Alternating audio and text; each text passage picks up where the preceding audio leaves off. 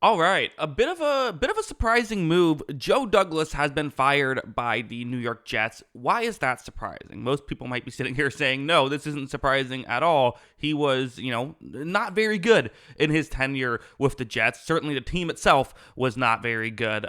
They never had a winning season. They never even won 8 games during his tenure. They had more two win seasons than 500 seasons, one versus zero. So the results weren't there. Here's why it's a bit surprising. His contract was set to expire at the end of the season. So he was already out the door and a trade deadline has passed. So it's not like they can be too concerned about maybe he's going to try and build for the, sacrifice the future to try and be competitive right now. This also kind of in part explains why he made like the Devontae Adams trade, right? He was out the door if this season went wrong, so might as well trade assets that if things go poorly, it's not your check you have to cash. You're going to be out of a job either way. So the Jets make the move to say, and I don't know exactly what the logic is here, but they make the move here to say we're ready to move on. I do think there is some benefit though in getting rid of him now versus waiting towards the end of the season. It does allow you to start the process of figuring out who you want to hire quickly. So maybe you can have someone and then work on that person can work on a plan for what they're going to do this off season. That part actually makes some sense to me. So while even though it might seem a little bit surprising that you don't just let him finish out the contract, you're paying him either way, right?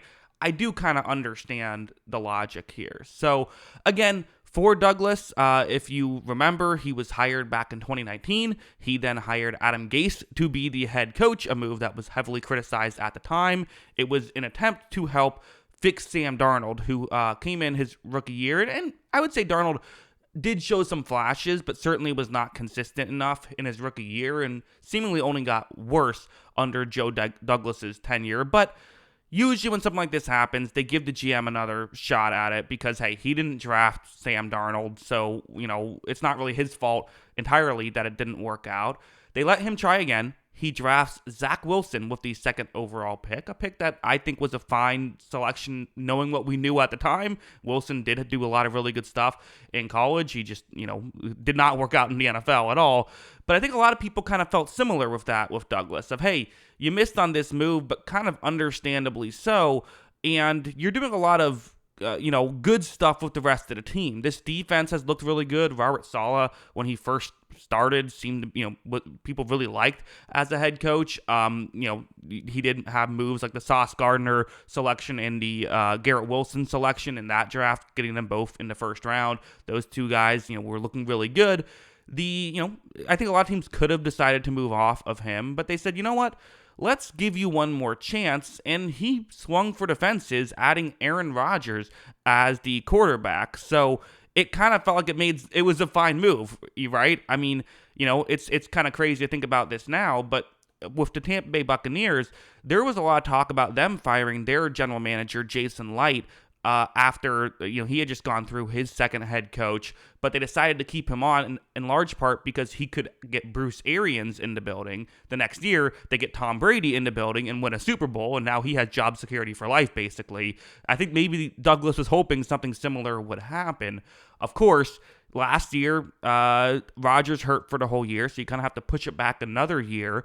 And then this year, the final year of his deal, is the worst year so far other than the 2-win year, essentially. And certainly given expectations, this has been the worst year in the Joe Douglas tenure.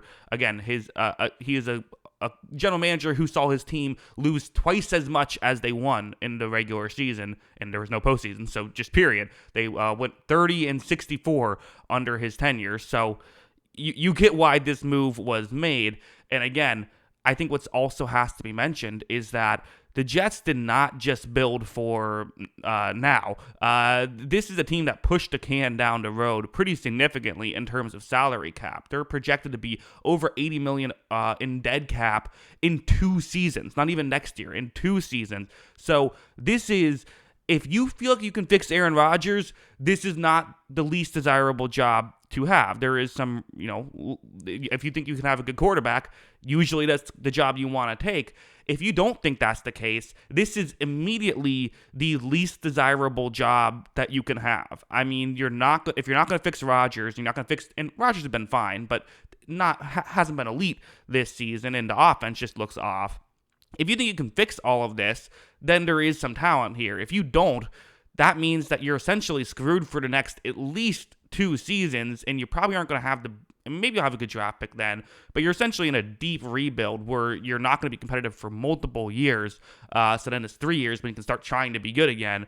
Again, you can do things, right? Denver is looking to, they're in a playoff spot despite having all that dead cap in Russell Wilson. Tampa Bay, I brought them up earlier, had a bunch of dead cap with Brady. They made the playoffs. So you can have dead cap and make the playoffs, but it just puts you in a big hole right away. So it's an interesting situation. It's hard to look at this move and think it's a horrible move. It just is. Like, Douglas had just not done enough with this team. And you can sit here and say there is talented pieces, but at the end of the day, I mean, I still think about the Robert Saleh firing and how weird that was. Maybe it wasn't his decision, who knows what was coming from ownership and stuff like that, but it was a weird move to have him start the season and then fire him with a 2-3 record. If you were going to fire him with a 2-3 record, why not just fire him to start the season, before the season starts, and get a new head coach and do things that way? That was weird, right? And there's been a few odd moves. So at the end of the day, I mean, he took a swing with this Jets team. I think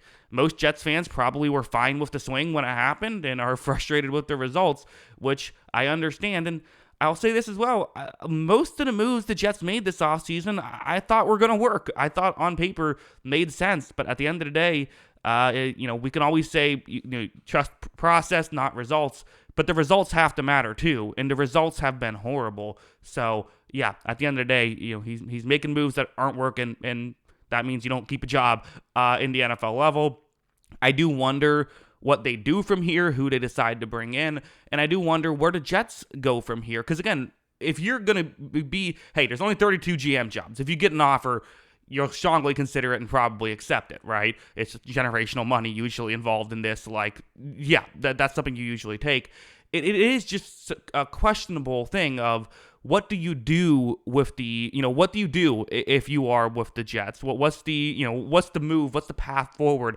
I think whoever gets brought in is going to get brought in as someone who can fix Rodgers, assuming he's going to play next year. As weird as that might sound, at this point, what else can you do, right? I mean, it was the same thing with Russell Wilson's second year with Denver. It's like, can we fix this? Sean Payton decided, it's not really worth it. Let's move on the following year. I think that's kind of where the Jets see themselves now. If Rodgers retires, then you're really in a weird spot. But then you can just rebuild, and then it comes down to, who do you trust to rebuild? So it's an interesting situation. But yeah, those are my thoughts on Joe Douglas out as general manager of the New York Jets. What do you think about it? Let me know in the comments below. Always love hearing from you. And of course, as always, thanks for watching.